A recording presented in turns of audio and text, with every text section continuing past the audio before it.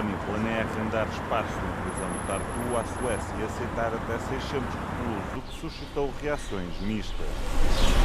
Foi enviado ao Parlamento um projeto de lei com pormenores sobre o novo acordo que está a ser negociado entre os dois países. Peamised murekohad, mida meie näeme, on see, et Eestisse ei saabuks äärmusluse või rahvusvahelise organiseeritud kuritegevuse seostega inimesi.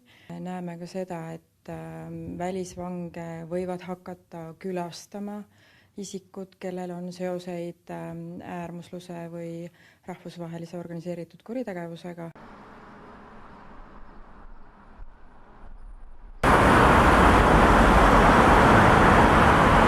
Me pigem ei võta vastu ka selliseid kinnipeetavaid või võtta vastu selliseid kinnipeetavaid, kes siis on naised, lapsed vanuselt, tegemist on siis kinnipeetavaga, pigem selliste isikuvastaste kuritegude eest karistatud, narkokuritegude eest karistatud inimesed, kellel puuduvad sellised võrgustumise tunnused, et kes ei tohiks kujutada siis märkimisväärset ohtu nagu Eestile tervikuna.